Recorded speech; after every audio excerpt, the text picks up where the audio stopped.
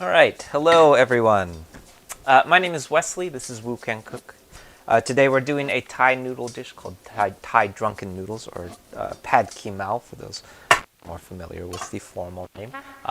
Colloquially, it is often referred to as Drunken Noodles. I actually learned this recently because it's a very, very common Thai street food dish that's been usually eaten when you're drunk. That's why it's called Thai Drunken Noodles. We're going to be running through a couple of the different things that I like to go about doing when I make Thai Drunken Noodles, as well as a couple of parallels to another very common dish that we do a lot on these live streams, which is a dish called Pad Kee Mao, which looks very similar, with a couple of small differences. So we're going to dive into that today. As always, as with everything that we cook on stream, there's a recipe that goes along with what we're cooking today. Those always live over on my YouTube channel, which if you haven't checked that out yet, and you're watching on Reddit, that's the channel at the bottom of the screen, youtube.com/woocancook. Lots of fun stuff going on over there, including all of the recipes that come out, or all of the recipes that we're generally cooking through when we're cooking on stream. So we're working our way up to 5,500 subscribers by the end of the month, so if you want to help us hit our subscriber goal, please hop over and subscribe. Lots of cool stuff going on over there. What else? Let's see. The particular Pad Kee Mao recipe that we're cooking through today is a recipe that came up over on the YouTube channel a couple of months ago, so if you're looking for that stuff, it already lives over there. We have recipes that are coming out every Friday, so if you want to find new stuff to cook, that's a cool place to check out. What knife do I recommend? Oh yeah, totally. Good question. What I usually recommend, because people ask me about, what people ask a lot is what kind of knife is this? Which is a little bit tricky to answer because it's kind of an obscure knife. Not by design, it's really just a knife that I found at an estate sale at one point that ended up being a very, very rare and valuable knife, which is made by a French knife maker called Père Noir Nogent. They're kind of tough to find, and honestly not actually that worth it. It doesn't feel like it's actually that worth it because there's nothing particularly special about it. I think what's cool about this particular knife is that it's made out of carbon steel, so it's cool because it patinas in an interesting way. It looks like a recording. Oh no, it's not a recording. It is definitely live. So it's cool that because it patinas in an interesting way. But other than that, nothing particularly special about it. What I usually recommend when people ask me about knife recommendations is rather than invest in a really nice knife set, what I always recommend is, because you already have some kind of knife already. So what I always recommend is before you invest in nice knives, invest in something nice to sharpen those knives. Because whether or not your knife is sharp is a lot more important than whether or not you have a nice knife set. So before I used this knife, I was using a cheap Costco knife for many years, probably for close to a decade. What was a lot more useful was, rather than having a nice knife, I was really just making sure that knife was nice and sharp. So what I always recommend is before you get yourself a nice knife, get yourself a nice whetstone. That's going to be a lot more useful. But if you do have that, what I like for the knife sets that you can find in stores is the Sabatier, which is going to look really similar to the knife that I'm using right now. I think they're more typically, when you find them in stores, made with stainless steel, which is a little bit easier to take care of, but also doesn't patina quite the same. Stainless steel, you could do anything you want with it, and it will never rust. That's why they call it stainless steel. But because of that, also the downside of that is that it never rusts. So because it never rusts, it also never patinas, it never changes in any way, it doesn't really age in any way. So if that's your thing. But other than that, if you don't particularly like French knives, you could also get the really common one is the Westhoff knife, which is I don't know, $80, 75, $80. And it's the 8-inch Westhoff is a really, really common one. It's probably going to feel really comfortable because it's going to feel very similar to every other knife that you've ever used. This particular knife, when I first got it, it took me a little bit to get used to it because it's a little bit longer than your standard chef knife. So this particular knife that I'm using, it's a 12-inch chef's knife, which is slightly longer. More commonly, you'll find 8-inch chef's knives, so I had to get used to that extra 4 inches. That's what she said. All right, good question though, yeah. So, first up is, starting things off is our garlic and ginger, which you'll often see me refer to as our aromatics. It's these. I just crushed, that was 4 cloves of garlic that I just crushed with the flat side of my knife. And then on the other side is about an inch or about a single tablespoon's worth of ginger. We're going to use those as our aromatics, meaning that they're going to go into our wok fry very, very first. They're going to be the first thing that we toss in for their aromatic quality, as the name implies. Yeah. Cool. So next up, as I mentioned earlier, you'll notice that a Pad Kee Mao is very, very similar to another Thai dish called Pad See Ew. Pad See Ew is basically a Thai rice noodle dish that only specifically and very specifically only has those rice noodles plus usually gailan, or sometimes here in the States you'll see it done with broccoli. And those are the only 2 things that you will come across in a Pad See Ew. If it has more than that, if it has any other type of ingredient, and it will also usually have chicken in it. If it has anything other than that, then it's not a Pad See Ew anymore. It's probably a Pad Kee Mao or something other similar. So for our Pad Kee Mao today, what we're doing is following pretty closely what our Pad See Ew recipe is. And then what we're going to do is add a couple of additional ingredients. So today, or most often, and definitely if we were following the original recipe that I had written, it would include some gailan or probably broccoli if we were following our recipe, because I was adapting it because I don't like gailan. Today I forgot to get broccoli, or I couldn't find broccoli, or rather I didn't try very hard. I looked sort of hard and then I couldn't find it, and then I just decided to sub it out. So today what we're going to do is we're going to omit that broccoli and we're going to replace it with some bean sprouts today, which is going to be kind of interesting. Very different kind of vegetable, but what I always think about when I think about a Pad Kee Mao is that it can really have any kind of veggie that you want. I think what the vegetables that stand out to me the most are going to be this red bell pepper and this red bell pepper and the Thai basil that we're about to throw in. So what we're going to do is we're starting off. This is our red bell pepper.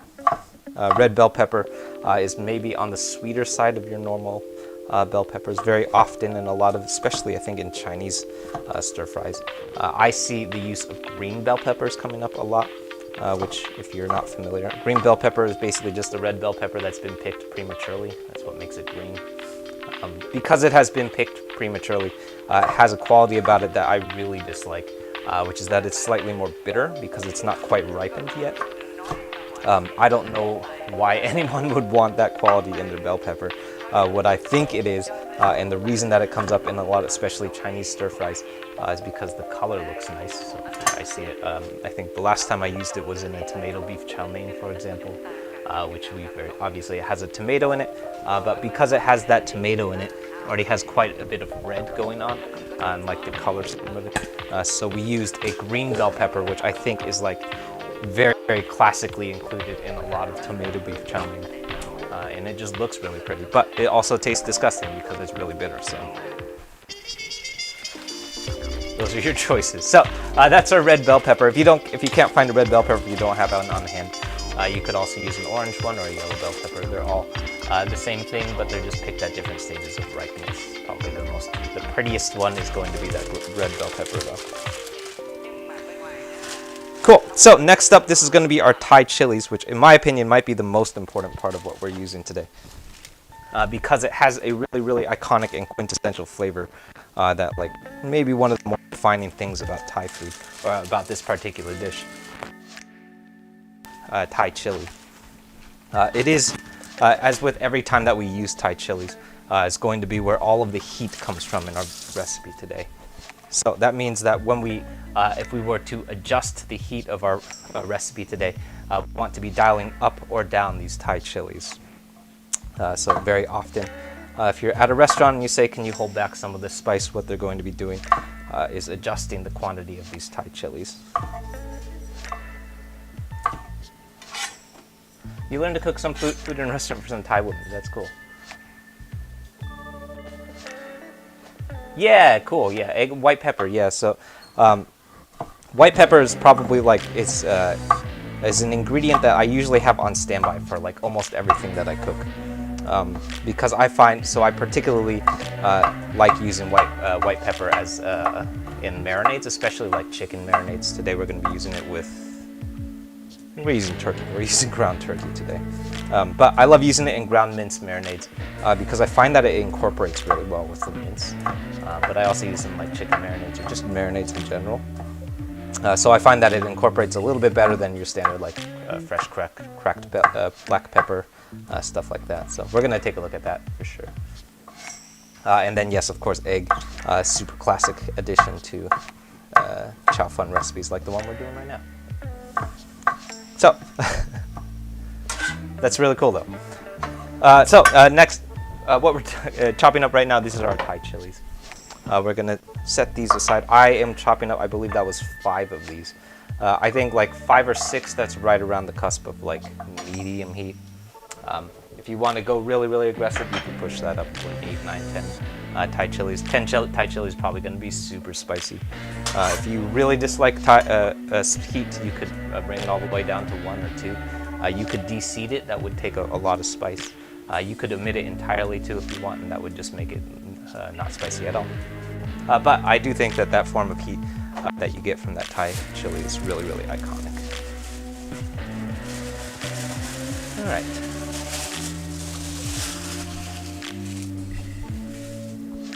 Okay, so next up, this is our Thai basil. So you'll notice there are many different kinds of basil. They come in all shapes and sizes. There's sweet basil and Italian basil. Those are probably the 2 that we come across most here in America. Today what we're using is the form of Thai basil that you'll most commonly be able to find in the States, which is Thai basil. I believe more commonly or more traditionally this would be done with holy basil. Holy basil is really hard to find. I don't think I've ever found it in the States. Even at the Thai grocery stores, I don't think I've found it. And I have a feeling that's because it's not really grown here in the States, and because it's not really grown here in the States and it has to be picked fresh, you generally are not going to be able to buy it in the States. But what I like to do, or what I usually go with, is Thai basil because it has a similar licorice quality. It is very, very aromatic, so you can't smell what I'm smelling right now. But it has this very, very fragrant and pungent flavor to it, which I love, especially if you get your hands on some very, very fresh Thai basil, which is what we're working with. I bought this today. So. What we're doing right now is I'm just removing these leaves from their stems.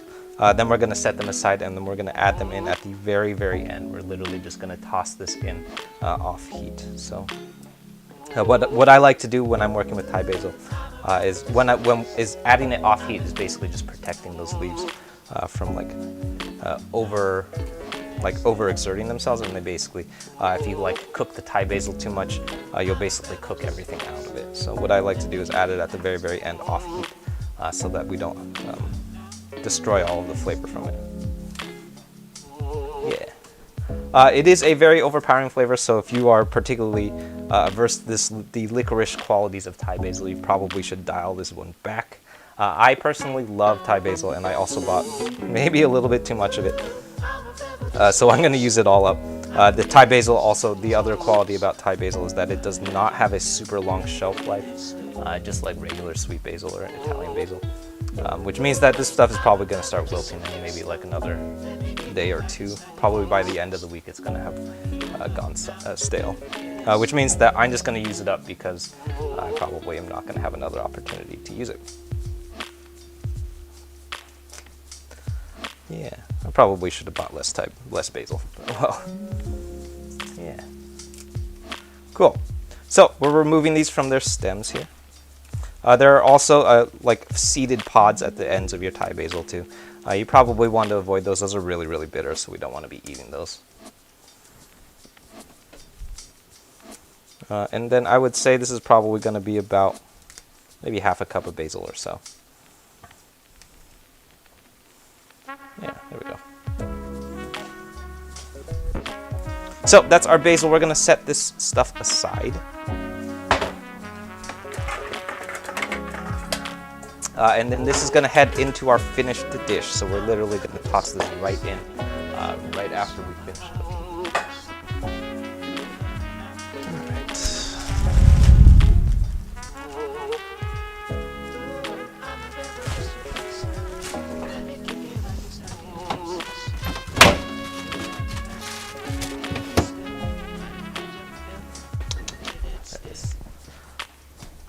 Next up, this is half of a sweet white onion that we're going to be chopping up here. If you can't find sweet white onions are my favorite because I find that, as the name implies, they are the sweetest of the onions that you can find. If you can't find sweet white onion, you could just use yellow onion or really whatever kind of onion you want. You could probably even do it with a purple or red onion. That might be a little weird, but...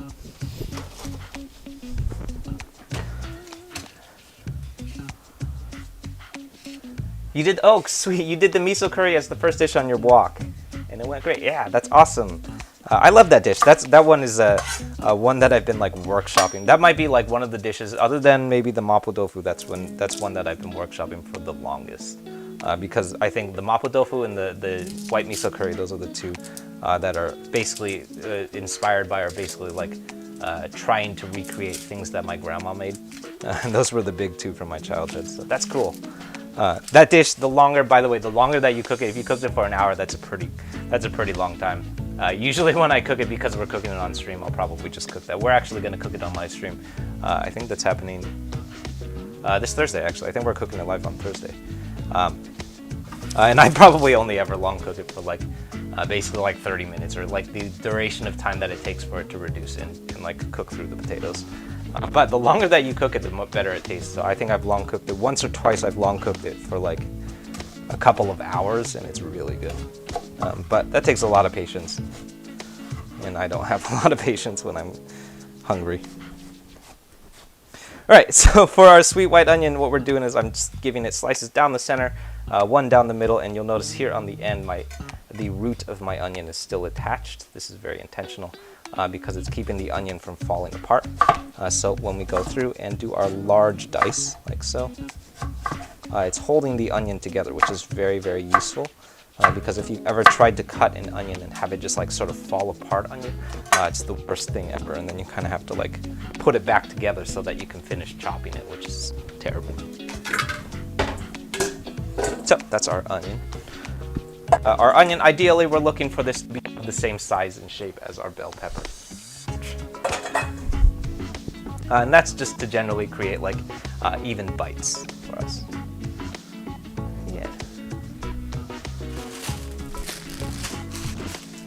All right, so next up is the main big sub that we're including in today's Pad Kee Mao, which is, this is going to be about a cup's worth of bean sprouts. Bean sprouts, by the way, would be pretty common if we were cooking, say, like a pad thai. That would be really, really common. I don't know how often you would come across it in a pad see ew. I do think it will taste just fine, but maybe not the most common substitute. But it is what I could find at the grocery store when I dropped in at 2 o'clock, which is a little bit late for if you're trying to get fresh groceries at a Chinatown grocery store. So here we are. I'm giving these a quick rinse for a couple of reasons, actually. We can talk about that. The first main thing that I like to do when I'm rinsing my veggies like we are right now is mainly just rinsing the dirt off, especially the Chinatown veggies are the ones that you grab that are like literally on display on the street. You definitely probably want to wash that stuff because lots and lots and lots of people touch that stuff. It's kind of gross. But also more importantly, especially if you really are averse to washing your veggies, I mean a lot of people that are averse to washing their veggies for whatever reason. Also very, very useful, and I do this with lettuce a lot too, is that by rinsing it in cold water, it kind of like reinvigorates the veggie. So especially with lettuce, as it gets older, it starts to wilt, and then once it starts wilting, then it just doesn't really have the same rigidity that you're looking for in your lettuce. Same thing is going to be true with these bean sprouts. So rinsing it in cold water also helps do that as well. But wash your veggies, they're disgusting. All right.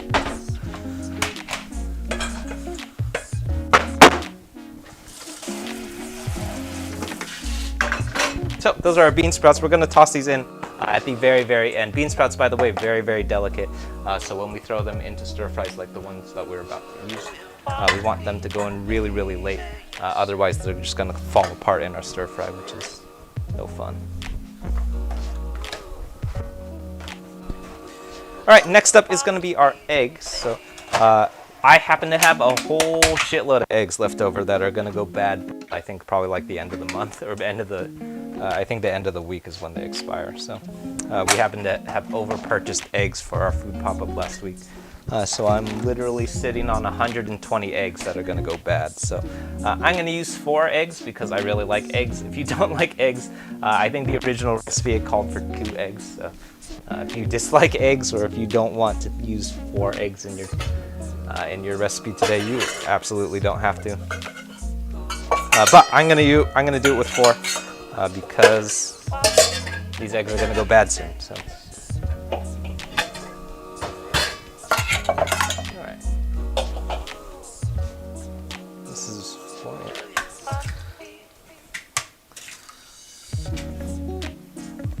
Yeah.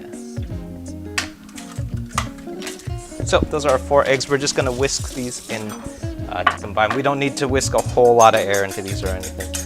Really what we're gonna do is throw this around. What I like to do is go around the edge of the wok with these eggs. And that does a couple of things. Mainly it just helps it set because it's hitting the surface area of the wok. Sorry, that's just gonna keep off.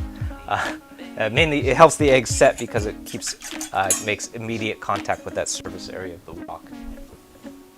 And then what we're going to do is we're going to throw it in right after we throw those noodles in, and then toss it in with those noodles, and it's going to give us these nice egg-coated noodles for us.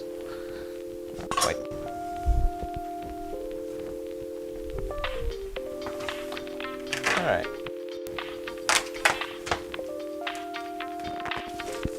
Cool. Last up, this is our ground mince, which we're working with today. This today is going to be some ground turkey. Ground turkey, by the way, one of my favorite minces to use. I just find that it is like a good universal ground mince. It's very, very close to both the quality of ground pork as well as the quality of ground turkey. So I find it a nice middle ground of swapping out if you ever forget to buy certain ground mince. For this, I think the thing that we used in the original recipe that had come out many Fridays ago, I believe that was ground pork that we used. Probably the most traditional, or the most traditional thing that you could use is probably ground chicken. If you don't have ground mince, you could also just do this with chicken thighs. That would work really well too. Any of those things are going to work out okay. Probably not do it with beef, but that's about it though.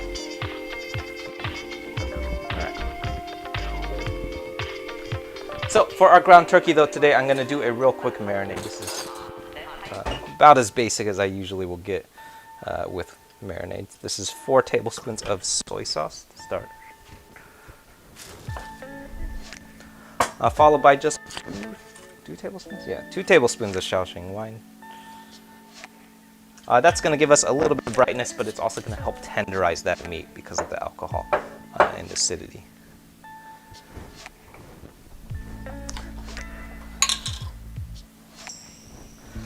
There it is. Then next up, this is going to be about half a teaspoon of white pepper, which we were talking about earlier.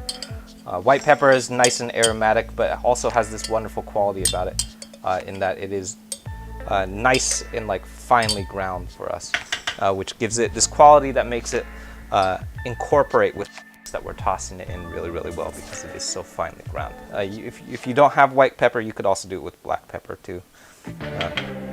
As long as it is finely ground, it's going to work really well. But you will find that it comes up in a lot of Chinese food, so I always have white pepper on hand.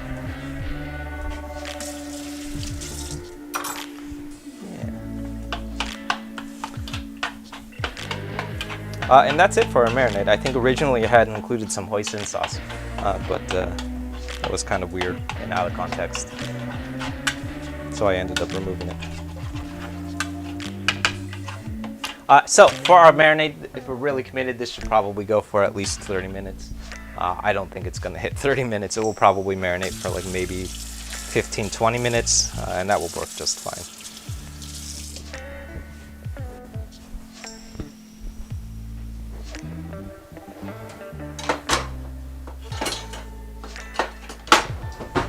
Yeah.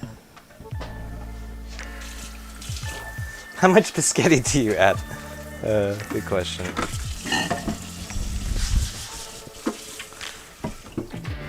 Stand by. Alright, so let's wash up our cutting board.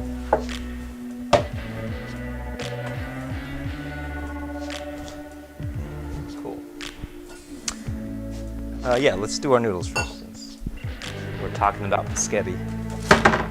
So, for a real traditional and like straight ahead Pad Kee Mao, if you're not substituting, what you should be using is chow fun, which is a thick and wide, or a thin but wide chopped rice noodle. It will look a lot like this, except that our noodles today are going to be really, really thin, like so.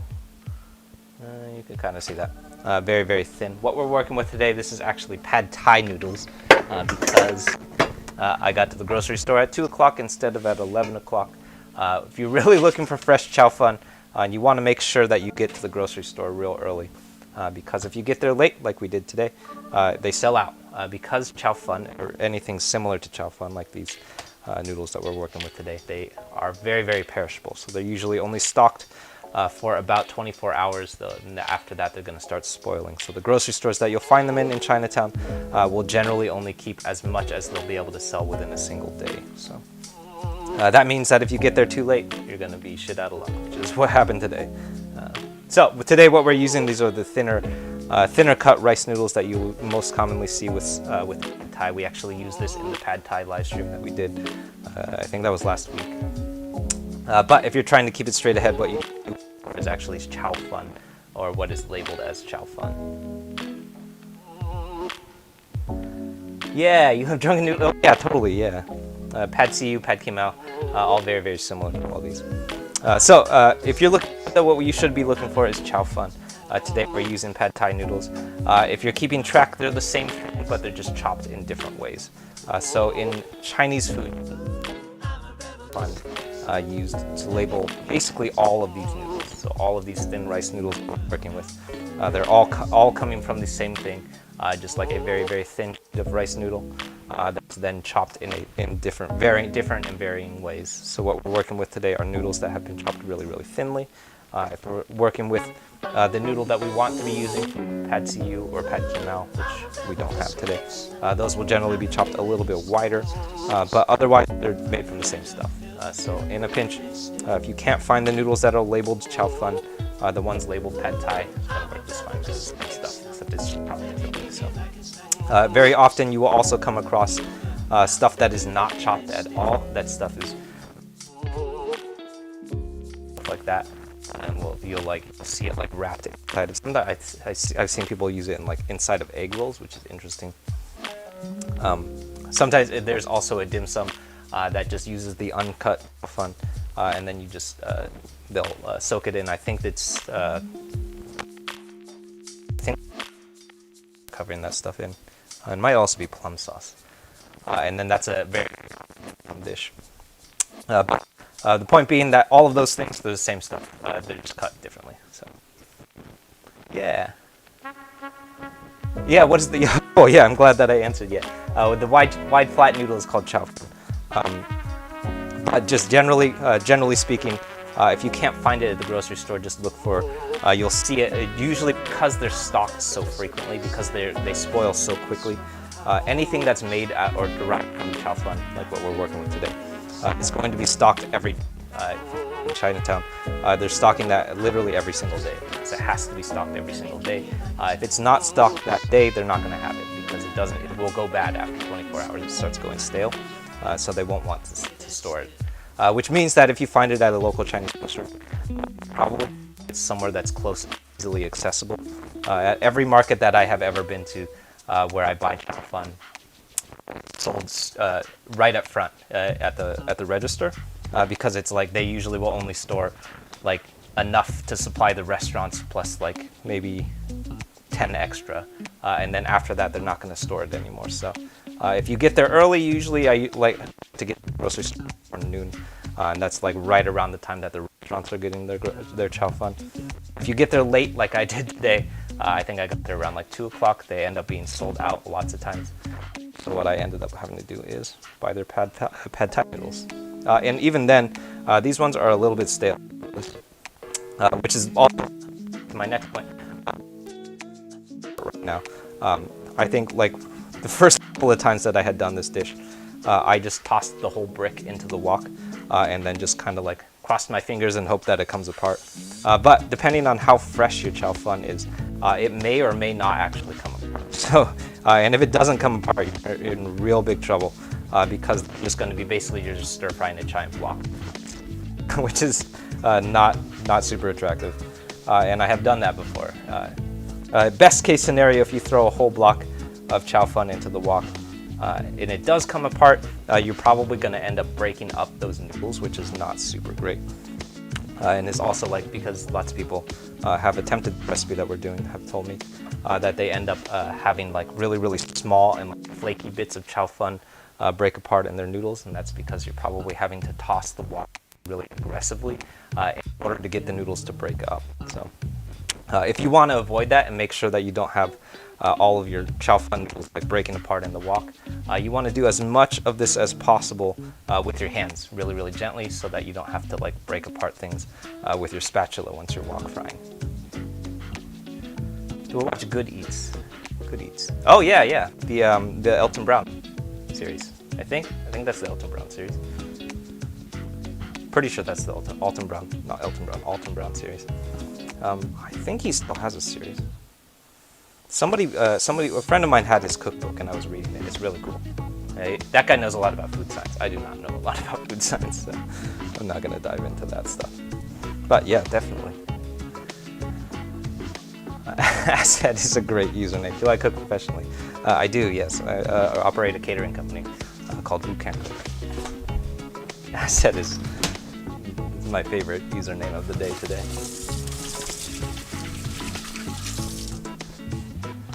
Yeah. Cool. So that's our chow fun. We have these pulled nice and broken apart. They're nice and loose, and we can like grab nice chunks of it. If we had not pulled these apart, we would throw in a whole brick of chow fun into our wok, which is never a good idea. So somebody asked about pescetti, how much pescetti do we use?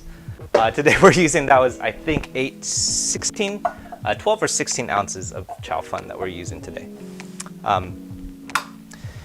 If you're not careful, you want to pay attention to what is the measurements on your chow fun, because lots of times, especially the stuff that's sold in Chinese grocery stores, it might be sold in grams, which is really annoying because 300 grams of chow fun, which usually 300 to 500 grams of chow fun, is not an even number of ounces or pounds. It usually amounts to, I think, like 13 point something grams or 13 point something ounces, which is like a weird number to have to grapple with in a lot of recipes. So I think the one that I bought, I probably should check the package, but I think the one that we bought today is a pound of chow fun.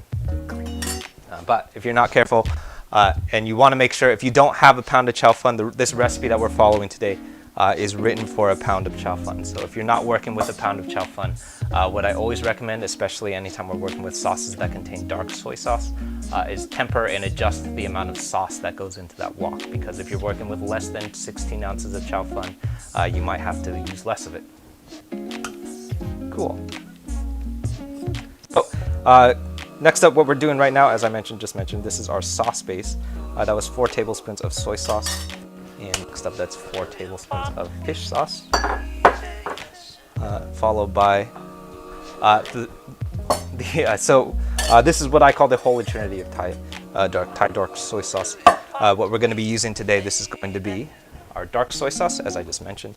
This is our oyster sauce, and finally our black vinegar. So these 3 elements, they all have very similar qualities, or like one similar quality about it, which is that they all have an interesting and malted sweetness to it. So in addition, like what we're doing today, I love using all 3 of them in small quantities because I think that they all contribute very interesting and like depth of flavor that's going to be real nice for us. So this is going to be, that's 2 tablespoons of dark soy sauce. Followed by, next is going to be 2 tablespoons of our black vinegar. Black vinegar, by the way, if you can't find it, is pretty similar to rice vinegar, except that it has a little bit more malted sweetness. So if you can't find a black vinegar, you could use rice vinegar and just include a little bit of brown sugar. That's my favorite way of substituting it. And then last up, this is 2 tablespoons of oyster sauce. That wasn't quite a tablespoon. Yeah, it'll be fine. Oyster sauce, by the way, as I learned recently, is derived from the reduction of oyster. I didn't know this, but it was actually, oyster sauce is actually created by Lee Kum Kee, which is that sauce brand that we just used. And then what happened is that they were cooking oysters, and then they just reduced it. They left it on the stovetop for a lot longer than they should have. And then eventually it just reduced into that thick and syrupy sauce that we now use in lots and lots of things. It's very, very common sauce found in a lot of Chinese food now. So last up, that's 2 tablespoons of sambal olek, which is probably the most straight ahead hot sauce that you can use in Thai food. It is also very, very commonly found in a lot of Chinese food too. Generally, what I refer to it as the hot sauce that you see on the Lazy Susan next to the soy sauce in a lot of Chinese places, because it sometimes will be mixed with that soy sauce as like a dipping sauce. I find that it pairs really well with the aggressive heat of that Thai chili that we're about to use. All right, is that everything? I think that's it.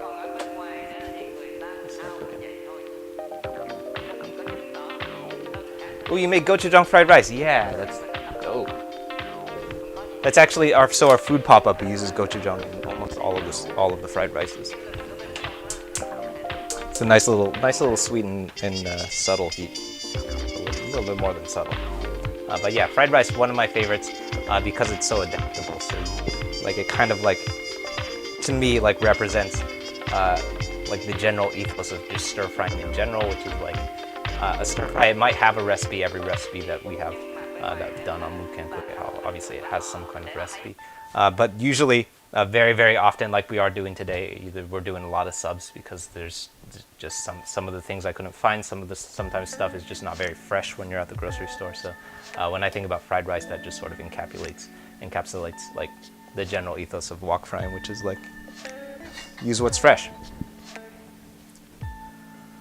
Ooh, recommendation of black bean garlic. So black bean paste is an ingredient that I have used in lots of stuff.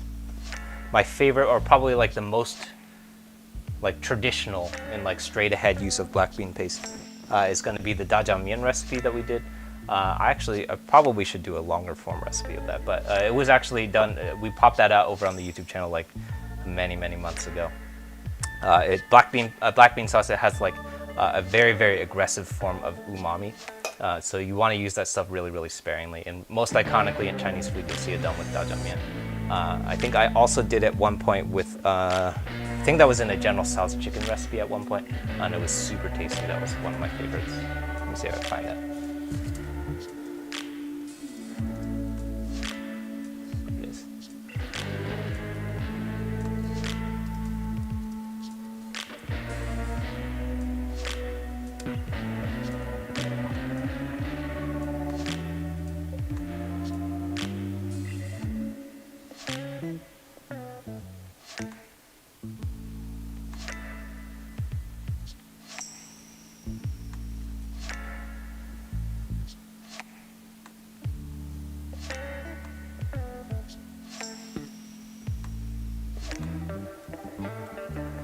And then let's see, that's probably the best one.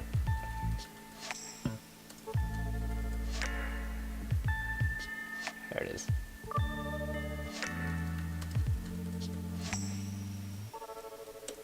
Oh yeah, the Kenji Lopez wok book. Yeah, that's going to be really good. That guy knows so much about wok cooking.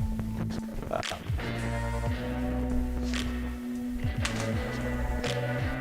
right. Yeah, there's so much to learn from Kenji's cookbooks. That guy just knows like everything that you want to know about cooking. He's got it in those books. He's just so knowledgeable. Crazy. All right, so over on the stove, I've got my wok is heating up. We're bringing that a little bit hotter. And then once that comes up to a nice, real hot heat, we're going to add some oil and get cooking. I want to do this today. Normally what I would do is I would probably start off with our ground mince, then pull it out and then cook that broccoli or gailan, which is normally included. Today we're having broccoli, so I'm going to adapt our recipe today. What we want to do is adjust our cooking so that first thing that we want to do is cook our meats, which is going to be our ground turkey today. Then what we want to do is pull that out because if you try and cook your veggies while that ground meat is still in your wok, you're going to be cooking on underheated woks, in underheated wok, which is never a good thing. So what I like to do usually is I'll pull it out and then cook our really, really dense and durable veggies next. That, if we were following the original recipe, would be our broccoli, because it is such a dense veggie. Today we don't have any broccoli, but we have instead is some bean sprouts, which is exactly the opposite. It's a very, very delicate veggie. So what we're going to do is probably cook our bell peppers first. We'll see. We're improvising a little bit today. Alright, so one more time before I start cooking, but hello to everyone just tuning in. My name is Wesley, this is Woo Can Cook.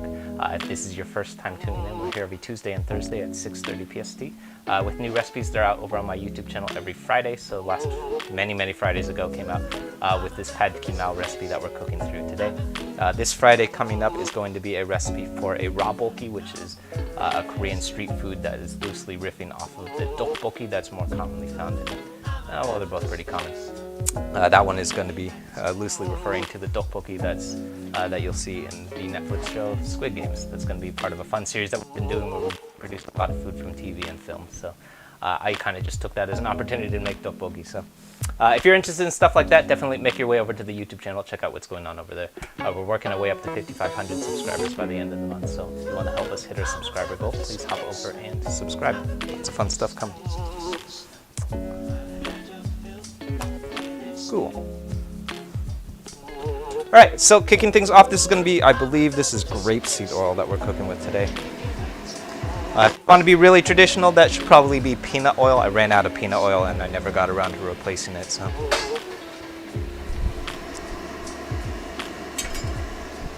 Alright, so kicking the things off first, that's my garlic and ginger, followed by our Thai chilies. So very important, I say this every time I use Thai chilies, but when we're working with Thai chilies, you want to make sure that your windows are nice and wide open because those Thai chilies will kick up a lot of capsaicin, especially if you have not removed their seeds. So, you'll notice a couple minutes ago I went over and opened my windows specifically for that purpose. And probably I will start coughing soon because that's Thai chilies for you. Alright, next up, that's our ground turkey that's going into the wok here. Then what we're doing, I'm just giving this a little bit of a toss. We don't have to do a whole lot. Mostly the aggressiveness of our wok heat is going to do most of the work for us. Then I'm giving it a quick toss. And mostly what I'm doing here is making sure that we break up all of those large clumps of pork. Or actually, we're not working with pork, that's actually turkey today. But we want to break up those large clumps. We don't want any large clumps sticking around in our wok because that's going to be a lot more difficult to break up once we start adding more stuff to the wok. So while it's empty like it is right now, I want to take our opportunity and break up those large chunks of turkey. Yeah. I love the cooking slippers. Yeah, thank you. They're maybe not the best thing to be cooking with, like, for long durations of time. For like what we're doing right now, this is going to be fine. But if anyone's ever seen the bottom of these slippers, they're actually tearing in half because I've been walking around in them so much. Yeah, thank you, though. They are very comfy.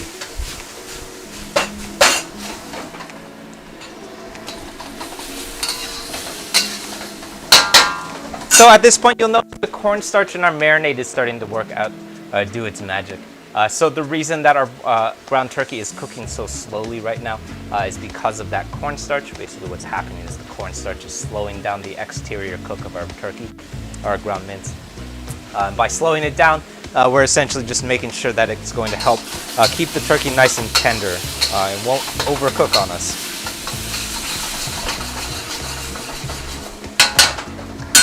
So usually it will probably add maybe another like 30-45 seconds to your cook time, which is nice because it kind of helps the turkey catch up, or help the interior cook of that ground mince catch up, so get this nice even cook without overcooking stuff. Yeah. Cooking slivers, yeah.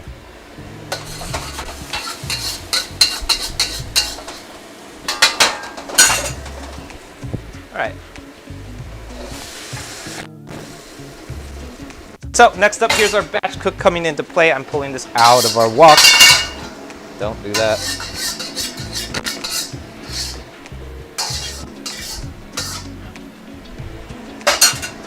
Then what we're gonna do is I like to rinse this stuff off. We don't want to leave that stuff behind because it's going to start burning in our wok fry if we leave it behind. Then what we're gonna do is reheat our wok, and we're gonna start cooking our veggies next. So while that's going, we can take a look. Here's our ground mince.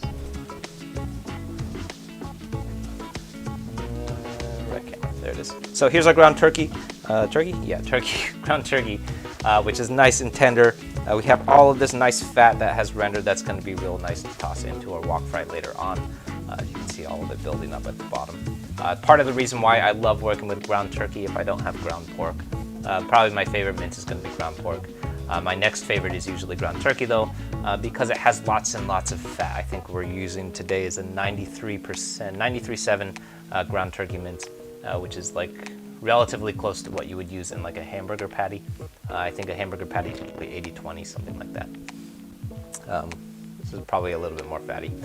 So one of my favorite minces to use is that ground turkey because it has this ability to render all of that lovely fat going on down there. Yeah. All right, so what we're doing is reheating our wok at this point. The first thing that you'll notice is that all of the water that just was in there is suddenly burned off. What I usually like to do is pay attention to once that water burns off, we're gonna let that heat up for another like 30-45 seconds. So once you no longer hear sizzling and the popping of water and basically water evaporating, we're gonna count another maybe 45 seconds after that. So once again, the reason that we're doing that, the reason that we're pulling stuff out of the wok, if we were working in our wok burners like we do in the pop-ups, we wouldn't have to do this step because the wok burners are keeping our woks very, very hot. In our case today, because we're working on home burners, there's not enough BTU power to keep that wok hot enough and also leave stuff in the wok. So what we do is remove stuff and then cook our next ingredient. And by removing it, it helps us make sure that that wok stays nice and hot for the entire duration of our cook. The one thing that we want to pay attention to when we're batch cooking like we are today is that you want to remember that every time that you add more oil to the wok, it is not suddenly evaporating and disappearing. It's still going to go into what you're cooking. So as we start batch cooking and cooking our next element, you'll notice that was a lot less oil that we used than with our turkey. That was maybe like half as much because we want to start paying attention to how much oil is actually going into the wok. Because if we're not careful, eventually it's going to start burning, or eventually it's going to start building up and you're going to have a way too oily wok fry on your hands, which I've done many times. Sucks. So first up is our bell pepper. I'm tossing that in first because it's our most durable and like dense veggie. If I were following the recipe to a T, the first thing that would go in right now is going to be our broccoli because that would be by far the more dense vegetable. Since we don't have broccoli today, we're just starting off with our bell peppers. And we're gonna give, I like to give the bell peppers maybe another like minute and a half head start because the next two things that we're gonna be throwing in are very, very delicate veggies. That's our bean sprouts and our onions. The bean sprouts basically don't need to be cooked at all. The onions maybe need like a minute, so I like to give those bell peppers a little bit of a head start before the onions head into the wok.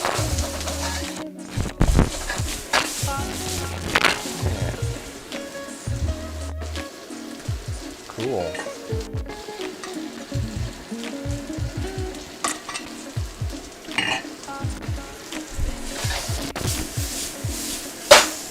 That'll do it. So here's our onions going in next.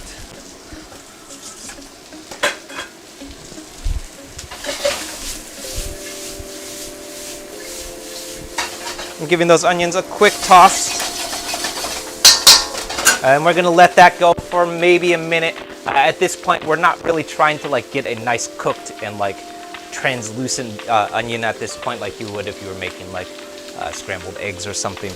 We're really just looking for is to cook off a little bit of that brightness and like harsh bite to an onion. So what I like to call it is like just past the raw stage. So like that is probably the quality that you'll most often associate with wok fried veggies is like onions that are just past their raw stage, or bell peppers that are just past the raw stage, so that they still nice and crispy and crunchy, but not like super bright and abrasive like a raw onion would be, and say like a ham sandwich, for example.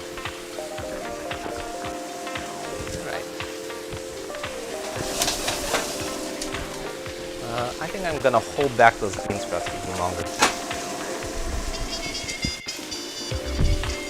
So here's our ground mince going back into the wok. Do one more quick toss to just let everything combine. Then we're gonna start very gradually adding our chow fun. What I like to do is go about a handful at a time, and then follow that up with about a couple tablespoons, maybe 2 tablespoons or so of our sauce. Then I like to give it a turn and repeat. At this point, once that chow fun starts hitting the wok, though, you'll notice that we're not going to do any more super aggressive tossing or any real like aggressive scooping. I'm not like diving in with my spatula anymore like we were earlier. We want to be real gentle with our wok tossing now, because our chow fun is so delicate. So if we're not paying attention, we're too aggressive with our wok tossing at this point, what's going to happen is we're going to start breaking apart the chow fun, and that's probably the most common thing that people tell me when they do this particular recipe. It starts breaking apart on them, and you get these little tiny bits and pieces of chow fun floating around instead of those nice long luxurious. So that happens because you're being too aggressive with your wok tossing. So you want to stop all of that real heavy and like intense tossing, and just very gently scooping under and turning things over.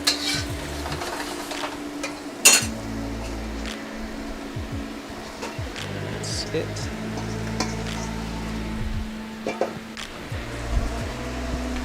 And just like I mentioned earlier, we're not also being careful. We're not just dumping all of that sauce in. We're adding it a little bit at a time, and then just sort of checking the general texture and color. We want to start tasting at this point of our wok fry. So we want to make sure that we don't over season here. And if you do need all of that soy sauce, you can add it. Today I think I might add most of it. But if you don't need all of it, don't add all of it. Alright, last up, that's my bean sprouts going in. You'll notice that these bean sprouts, they're not going to actually be in our wok fry for very long because they're so delicate. Bean sprouts, they're totally fine to eat raw if you want. What I like to do, add them at the very end, and we're basically just going to let them cook on residual heat.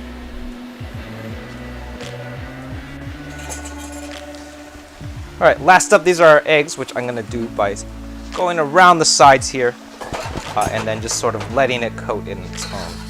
And that's going to really just help those eggs set for us.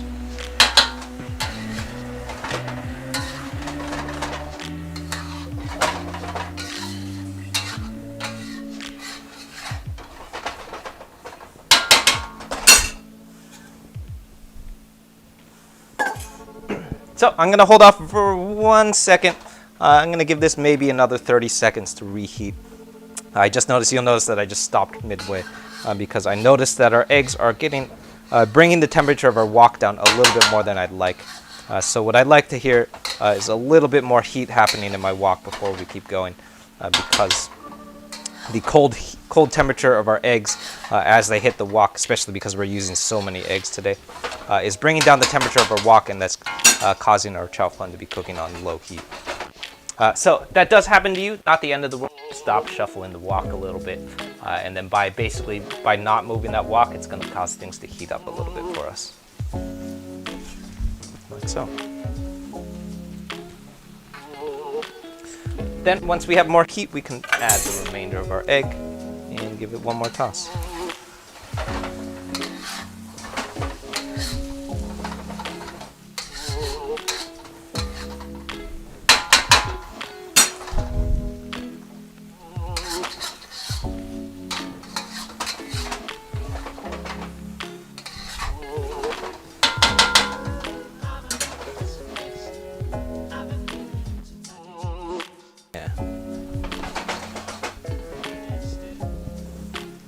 little bit more of this sauce.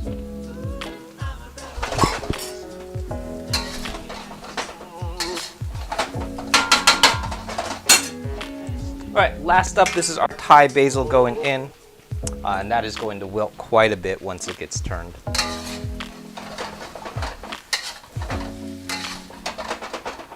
So at this point, basically what we're doing is just folding that basil into our Pad Kee Mao. Again, just like we were before though, we're being very delicate with our turning so that we don't break up our large clumps of chow fun.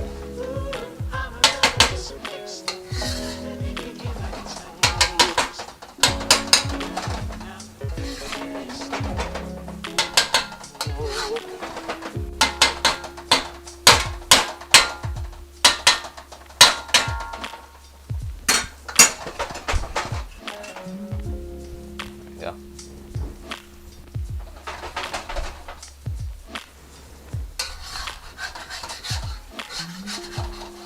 So I'm going to give my eggs one more chance to set.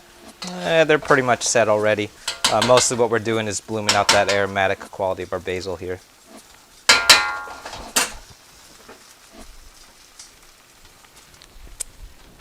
I'm going to taste this.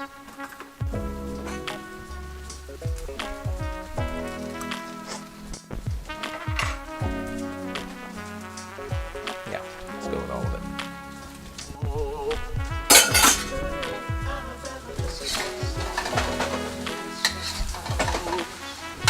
So you'll notice I did go ahead and use all of our sauce today.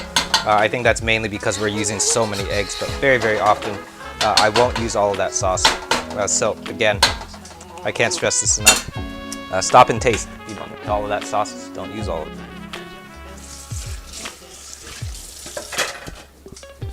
What's the Twitch link? I forget. I believe it's just twitch.tv/WooCanCook. But I actually don't use the Twitch super often. The second live stream that's happening behind me, that's going to the YouTube channel, which is youtube.com/WooCanCook. And that also has the whole schedule. Oops, that's the wrong camera. That also has the whole schedule of everything that we're going to be live streaming the next couple of weeks too. So if you're trying to find what we're going to be live streaming in the near future, that's the place to be. It's our YouTube channel. There is a Twitch stream, or there is a Twitch channel, but I don't really use it super often. So.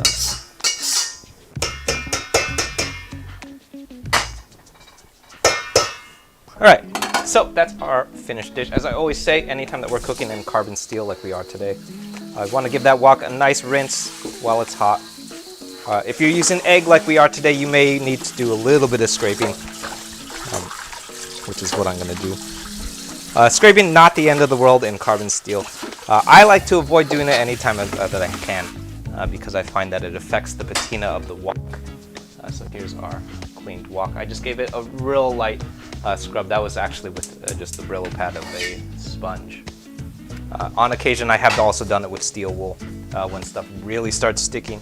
So again, not the end of the world if you have to scrape carbon steel. It's going to be fine.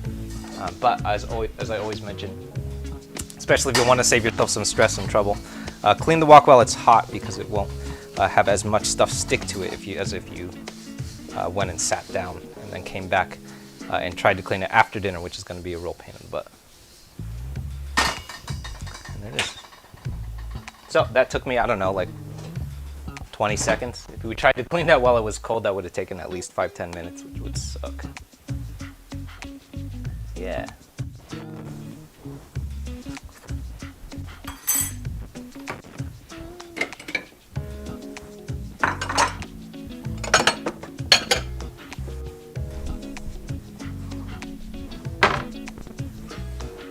Yeah, box to go for sure.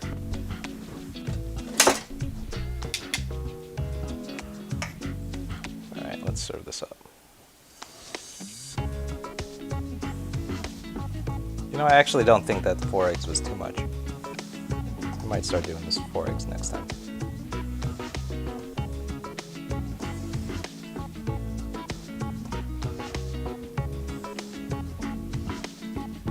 So you'll notice, obviously at some point those noodles are going to start breaking apart.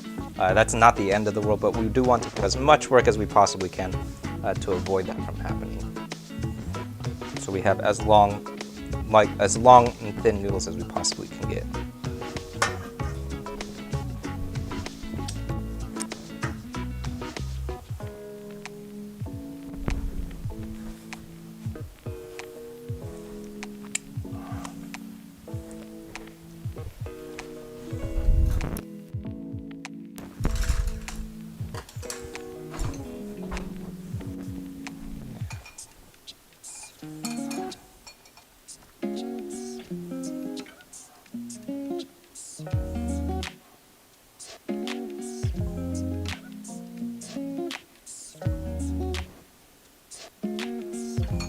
Yeah.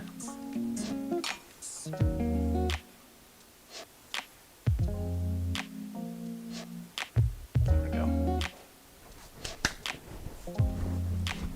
Cool. Okay, so I think that's it, everyone. Thanks, everyone, for tuning in. My name is Wesley. This is Wu Can Cook. If this is your first time catching one of these streams, we're here every Tuesday and Thursday at 6:30 PST with new recipes. Those are out over on my YouTube channel every Friday. So next Friday, or this Friday coming up, is going to be a recipe for a raboki, which is a form of tteokbokki, which is a Korean rice noodle or like rice cake dish that's very, very commonly found in Korean street food. The version that we're cooking on Friday is going to be loosely inspired by the one that you saw on the Netflix series Squid Games, which was, I think that was the first episode of Squid Games. As soon as I started watching Squid Games, I knew that would be my opportunity to make a reason, or have a reason to cook tteokbokki, which is what we're going to be cooking on Friday. Then what we're going to do is we're going to live stream that, so you notice this is a live stream behind us that's going to our YouTube channel. So we're going to cook that tteokbokki live coming up next Tuesday too. So. All of that stuff, it lives over on the YouTube channel, so if you want to find out what we're cooking next or when it's coming out next, it all lives over on that channel behind me. So definitely hop over to YouTube, check out what's going on over there if you're interested in stuff like that. We're working our way up to 5,500 subscribers by the end of the month. So if you want to help us hit our subscriber goal, please hop over and give it a subscribe. Lots of fun stuff coming up every Friday. What else?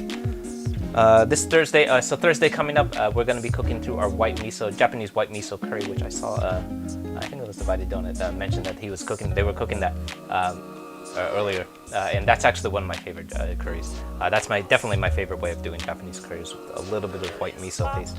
So we're going to be cooking through that one live. It's also a very, very pantry-friendly meal, by the way.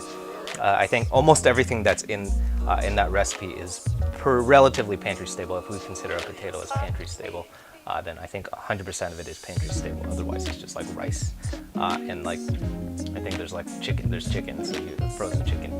So what I always think about when I think about that Japanese curry is how incredibly pantry stable it is, and you can basically do everything from stuff that's probably in your cupboard already. So that coming up this Thursday, and then Friday is going to be our raboki recipe. So if you're interested in stuff like that, definitely hop over to the YouTube, give it a subscribe, check out what's going on over there. Cool. Yeah, thanks. All right, so that's it, everyone. Let me know if you have any other questions. I'll be here doing dishes, so, and I'll do my best and circle back and catch everyone. All right, I think that's it. All right, thanks, everyone. See you soon.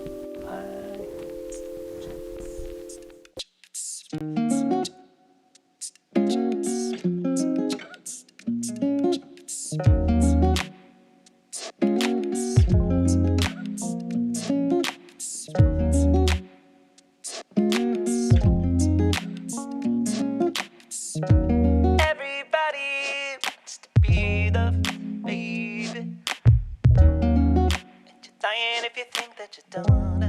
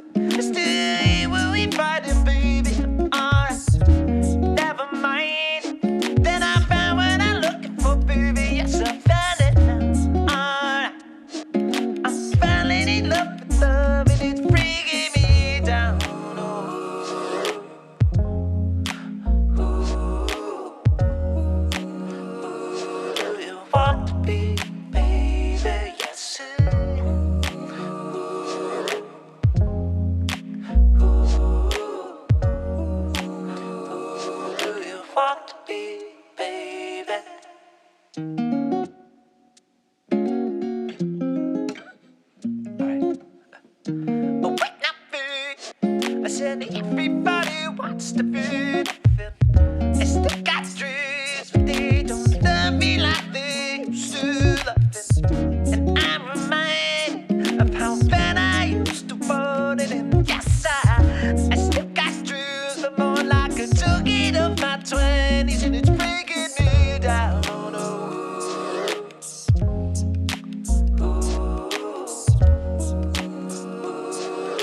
Want to be, baby, yes I am. Do